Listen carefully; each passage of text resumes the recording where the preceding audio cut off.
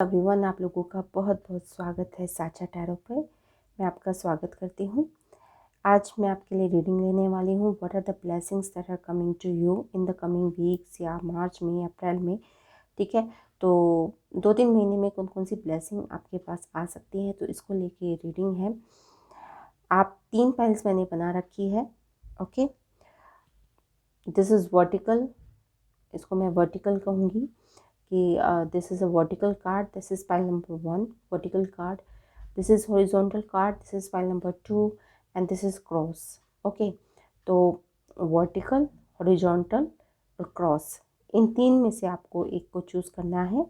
ये कार्ड मैंने हॉरिजॉन्टल रखा है, तो सॉरी वर्टिकल रखा है, तो this is vertical pile, this is horizontal pile and this is cross pile. ठीक है, तो इन 3 पाइल में से आप एक पाइल को चूज़ कर सकते हैं। अगर आपको पाइल चूज़ करने में दिक्कत हो रही है तो आप यहाँ पे वीडियो पॉज कर सकते हैं।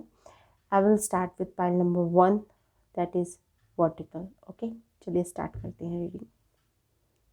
हेलो पाइल नंबर 2, अगर आपने वर्टिकल कार्ड को चूज़ करा था तो ये आपके लिए रीडिंग होने वाली है। सबसे पहले देख लेते हैं कि आपको कौन सा कार्ड मिला है ब्लेसिंग के तौर पर, और फिर हम आगे की रीडिंग शुरू करते हैं। तो सबसे पहले आपका फर्स्ट कार्ड देख लेते हैं कि आपको ब्लेसिंग के तौर पर कौन सा फर्स्ट कार्ड मिला है, और आपको मिला है the lovers. Wow, good blessing. Okay, तो इसको रिलेटेड मैंने 2 कार्ड्स निकाले हैं। I will take out 2 cards जो इसके रिलेटेड हैं, जो हमें एक्सप्लेनेशन करके बताएंगे। जो पहला कार्ड मिला, मुझे मिला व्हील ऑफ फॉर्चून, एंड जो दूसरा कार्ड मिला वो मुझे मिला 7 ऑफ वॉन्ड्स। ओके, तो यहाँ पे ब्लेसिंग के तौर पे अगर आप मुझसे पूछें कि what are the blessings that are coming my way, तो यहाँ पे पार्टनरशिप आ सकती है, रोमांटिक पार्टनरशिप भी हो सकती है, बिजनेस पार्टनरशिप भी हो सकती है। ओके, और यहाँ पे मेनली पार्टनरशिप, जो कीवर्ड अगर आप मुझसे कोई पूछें कि कीवर्ड क्या है मैम इस रीडिंग का, आप इसमें से कीवर्ड क्या निकालेंगी, तो वो पार्टनरशिप होगा। ठीक है, तो पार्टनरशिप की कोई ब्लेसिंग आपके लाइफ में आ सकती है। आप कोई पार्टनरशिप में बिजनेस खोल सकते हैं, या फिर आपकी रोमांटिक लाइफ से रिलेटेड भी ये हो सकता है। ठीक है, तो मुझे दोनों की वाइब आ रही है, इसलिए मैं दोनों आपको ऑप्शन दे रही हूँ। अब इसमें चैलेंजेस क्या आ रहे हैं। ठीक है, मुझे लग रहा है कि आप इस प्रोसेस को रजिस्ट कर रहे हैं। ठीक है, क्योंकि यहाँ पे आया है व्हील ऑफ फॉर्चून के साथ 7 ऑफ वॉन्ड्स, तो यहाँ पे कहीं ना कहीं रेजिस्टेंस है आपकी तरफ से इस प्रोसेस के प्रति। मतलब कोई ऑफर आपके पास आ रहा है सामने से, बट आप उसको रेजिस्ट कर रहे हैं। ठीक है, जैसे 7 ऑफ वॉन्ड्स है ये, तो इसमें रेजिस्टेंस की एनर्जी है कि इस चीज़ को रेजिस्ट किया जा रहा है, या फिर आप बचने की कोशिश कर रहे हैं। ठीक है, तो इस तरह की कुछ एनर्जी है 7 ऑफ वॉन्ड्स की।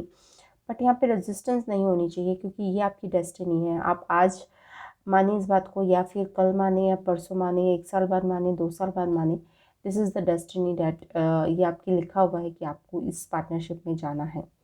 ठीक है, तो जितनी जल्दी आप मान लेंगे उतना आपके लिए अच्छा है। और मैं आपको थोड़ा सा पास से अगर कार्ड्स दिखाऊँ ये वाले, तो यहाँ पे आप एक कैट देख रहे हैं जो डरी हुई है, सहमी हुई है। उसके ऊपर वॉन्ड्स आ रहे हैं क्योंकि वो डर गई है इस बात से। ठीक है ना, और यहाँ पे एक कैट है जो व्हील ऑफ फॉर्चून के बिल्कुल ऊपर बैठी है और बिल्कुल कॉन्फिडेंट है। ठीक है ना, उसे किसी बात का डर नहीं है, वो लोगों को पीछे छोड़कर बाहर घूम रही है। इधर एक बंदर लटका हुआ है, इधर एक खरगोश लटका हुआ है, तो यहाँ पे बहुत ही कॉन्फिडेंट है। ठीक है ना, तो आप कॉन्ट्रास्टिंग देख रहे हैं दोनों कार्ड्स में।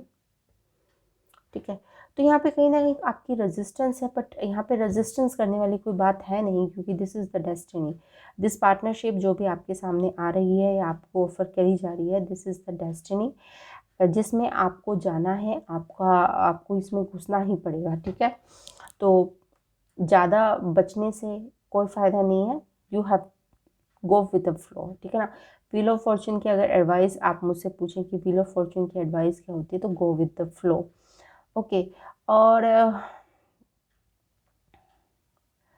मेरे ख्याल से जो दूसरी एडवाइस मैं आपको दे सकती हूँ कि थोड़ा सा प्रैक्टिकल होकर सोचना बहुत ज़रूरी है। देखिए, आप यहाँ पे ये जो पर्सन है, ये ना ऊपर देख रहा है। ठीक है ना, इसका यहाँ पे कहीं ध्यान नहीं है, इधर कहीं ध्यान नहीं है, ना इस पर्सन के ऊपर ध्यान है, वो कहीं और ही देख रहा है।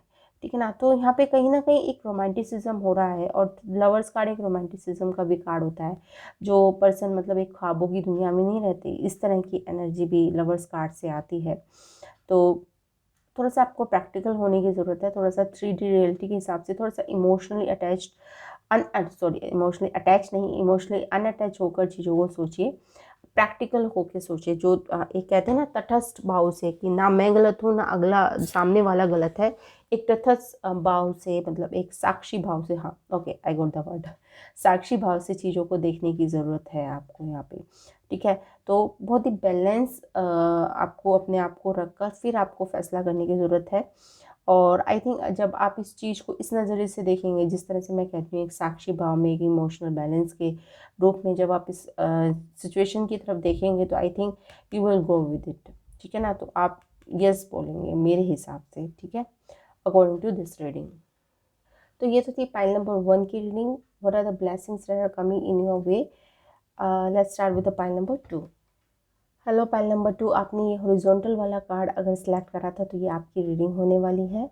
सबसे पहले देख लेते हैं कि मेन कार्ड आपके लिए क्या मिला है आपको ब्लेसिंग के तौर पर, फिर लेट वी स्टार्ट उसके एक्सप्लेनेशन के कार्ड से। जो आपको मेन कार्ड मिला है वो मिला है किंग ऑफ कप्स। इसकी कुछ एनर्जी पाइल नंबर 1 की तरह ही है। किंग ऑफ कप्स की एनर्जी एक इमोशनल स्टेबल इंसान की एनर्जी होती है, जो इमोशनली मैच्योर है।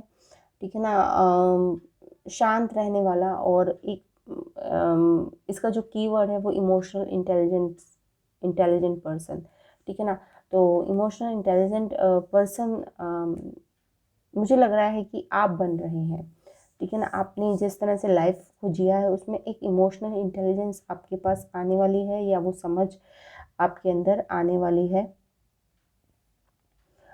ये वाला कार्ड थोड़ा सा इस तरह के कोर्सेज को भी दिखाता है, जैसे हिप्नोथेरेपी होता है, साइकोलॉजी होता है, साइकोथेरिस्ट, इस तरह के कोर्सेज को भी दिखाता है। साइकोलॉजिस्ट होते हैं, हिप्नोथेरेपिस्ट होते हैं, तो इस तरह के कोर्सेज भी आप कर सकते हैं, या उसमें महारत हासिल कर सकते हैं अगर आप इस तरह के कोर्सेज कर रहे हैं।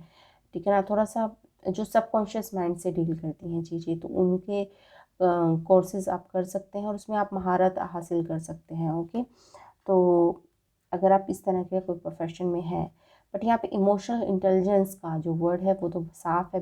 एक इमोशनल इंटेलिजेंस मतलब शायद आप इतने इमोशनल इंटेलिजेंट नहीं रहे लाइफ में, बट अब आप काफ़ी इमोशनली इंटेलिजेंट के साथ चीज़ों को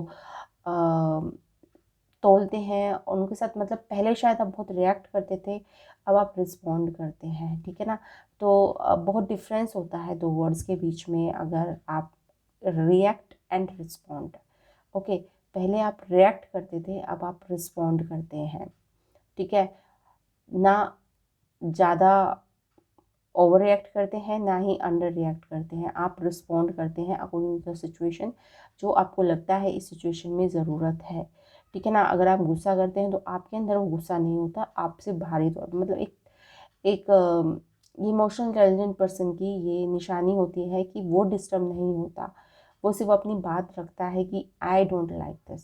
ओके, तो ये वाली सिचुएशन आपके साथ आ रही है, या आपकी ब्लेसिंग के तौर पर मैं इसे देख रही हूँ। ठीक है, और जो मैंने एक्सप्लेनेशन कार्ड्स इसके निकाले थे डेक में से, एक आया था hanged man. Okay, hanged man, और दूसरा आया था एम्परर, एंड दोनों ही बहुत ही पॉजिटिव कार्ड है। किंग ऑफ कप और एम्परर का तो सिमिलर एनर्जी है, और सिमिलर वाइब्स की है। एम्परर में थोड़ा सा इस तरह का भी हो सकता है कि वो डिसिप्लिन में इंसान रहना शुरू कर दे। ओके, कितने टाइम मुझे मॉर्निंग में उठना है, कितने टाइम सोना है, एक आपका टाइम टेबल बन जाए, आप उसे फॉलो करना शुरू कर दें। ठीक है ना, एक डिसिप्लिन लाइफ में रहना शुरू कर दें, तो वो भी हो सकता है। ये मतलब आप सोच रहे होंगे या फिर आप करने वाले होंगे इस तरह की लाइफ में। ठीक है, थोड़ा सा प्रोक्रेस्टिनेशन की यहाँ पे प्रॉब्लम है, क्योंकि हैंग्ड मैन है।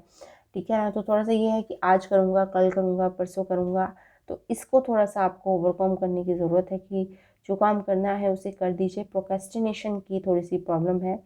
ठीक है ना, रुक जाते हैं आप, मतलब कहीं और डाइवर्ट हो जाते हैं, या फिर आप कहीं और सुबह पक्का बंद करके बैठते हैं, और 12-1 बजे तक आप कहीं और हो जाते हैं। ठीक है ना, थोड़ा सा आपको डाइवर्ट बहुत जल्दी हो जाते हैं चीज़ों से, जैसा आप प्लान करते हैं उसको थोड़ा पूरा नहीं कर पाते आप, ठीक है ना। तो यहाँ पे ये दिक्कत है, पर आप एम्परर और किंग ऑफ कप्स की एनर्जी में आ रहे हैं तो बहुत बढ़िया है। आप डिसिप्लिन एनर्जी में आ रहे हैं, आप चीज़ों को टाइमली ख़त्म करेंगे, इस एनर्जी में आ रहे हैं। टू बी वेरी फ्रैंक, यहाँ पे कोई इमोशनल वाला मुझे एंगल नहीं नज़र आ रहा, ऑल्दो यहाँ पे किंग ऑफ कप्स है, पर यहाँ पे इमोशनल इंटेलिजेंस वाला, इमोशनल चीज़ों में, या फिर मैं आपको लव या रिलेशनशिप के बारे में अगर आप रीडिंग मुझसे सुनना चाहते हैं, ब्लेसिंग समझना चाहते हैं कि किंग ऑफ कप्स देख कर, ठीक है ना, तो ज़्यादातर लोगों को लगता है कि बहुत अच्छा कुछ रोमांटिक उसमें या लव लाइफ में कुछ होने वाला है, तो वो वाली वाइब्स मुझे बिल्कुल नहीं आ रही है इसमें, ठीक है ना। यहाँ पे क्योंकि एम्परर मुझे स्टैंड आउट कर रहा है इस रीडिंग में कि एम्परर यानी disciplined, okay, discipline, emotional intelligence, और ठीक है, तो इस ये वाला चीज़ मुझे ज़्यादा स्टैंड आउट कर रहा है as compare to king of cups. तो यहाँ पे सेल्फ डिसिप्लिन की बातें हैं, अपनी लाइफ को बेहतर बनाना है, एक टाइम टेबल फॉलो करना, ओके, तो इस चीज़ की तरफ आप जा रहे हैं और ये ब्लेसिंग आपकी तरफ आ रही है। तो ये तो थी रीडिंग पाइल नंबर 2 के लिए। आई होप आपको रीडिंग पसंद आई होगी। Thanks for watching, bye bye. Hello everyone, अगर आपने पाइल नंबर 3 यानी क्रॉस को सिलेक्ट करा था तो ये आपके लिए रीडिंग होने वाली है। सबसे पहले देख लेते हैं मेन कार्ड्स आपको क्या मिले हैं इस रीडिंग के अंदर, ओके, फिर हम आगे के कार्ड्स पे जाएंगे।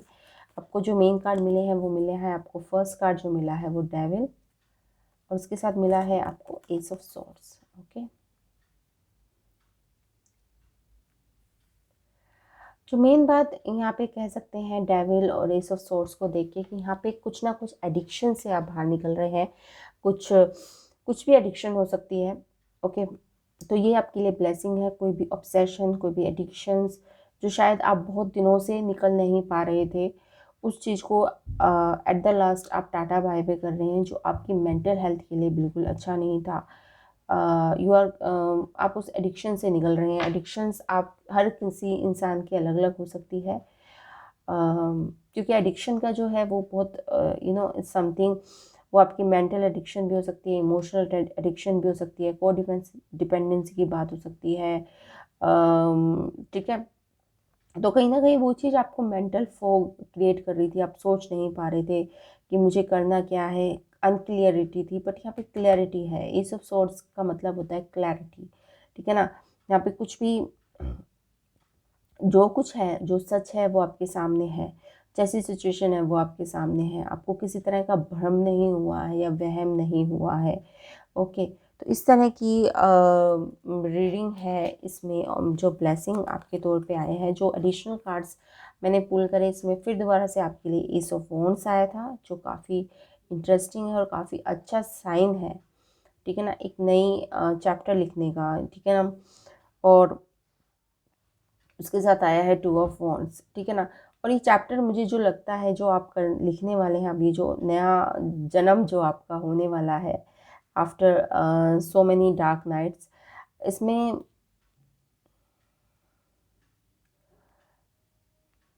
एक नए उत्साह के साथ आप लिखेंगे। सबसे पहली बात, यहाँ पे क्लैरिटी ऑफ थॉट्स है, यहाँ पे हायर एजुकेशन भी हो सकती है कि अब आप हायर एजुकेशन की तरफ जाएं, ठीक है ना।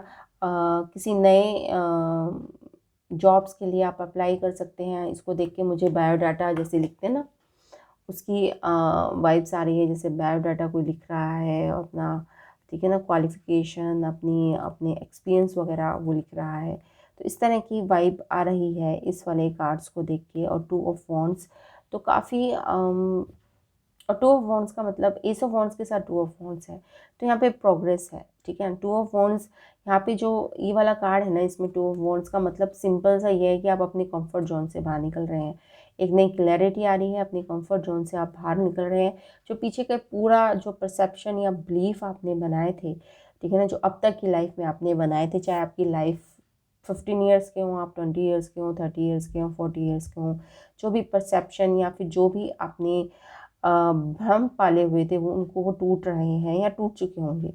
जब तक आप ये रीडिंग देखेंगे आई थिंक वो टूट चुके होंगे, और एक नई शुरुआत करने का आपका टाइम आया है।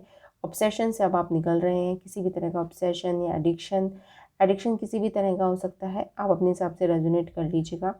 अलग अलग इंसान का अलग अलग हो सकता है, क्योंकि ये जनरलाइज रीडिंग है। और आई थिंक आप इतने समझदार हैं कि आप अपनी एडिक्शन को समझ सकें, ठीक है। तो I am not going in that, okay. पर यहाँ कुछ ना किसी चीज़ से जो आपको बहुत तंग कर रही थी, आपको आगे नहीं बढ़ने दे रही थी, आपको जैसे जकड़ कर रखा था इस चीज़ ने, उससे आपको आज़ादी मिल रही है, ठीक है ना। लोग भी हो सकते हैं, पीपल भी हो सकते हैं, सिचुएशन भी हो सकती है, कोई एडिक्शन भी हो सकती है, ठीक है। तो कोई ऐसे कार्मिक लोगों के साथ आप रह रहे थे तो वहाँ से आपको आज़ादी मिल रही है। कोई सिचुएशन है जैसे वर्क प्लेस में आपका आपका नहीं बैठ पा रहा था, बॉस से नहीं बन पा रही है, लोगों से नहीं बन पा रही, तो वहाँ से आप न्यू जॉब में जा रहे हैं। तो समथिंग चेंज इज हैपनिंग यहाँ, ठीक है। यहाँ पे चेंज है, ओके, और चेंज फॉर द बेटर है, ओके। तो यहाँ पे चेंज है and change for the better है। तो ये तो थी रीडिंग आपके लिए, जो ब्लेसिंग आपके लिए आ रही है। आई होप आपको रीडिंग पसंद आई होगी। तो thanks for watching and please like share and subscribe to my channel. Thanks for watching, bye bye.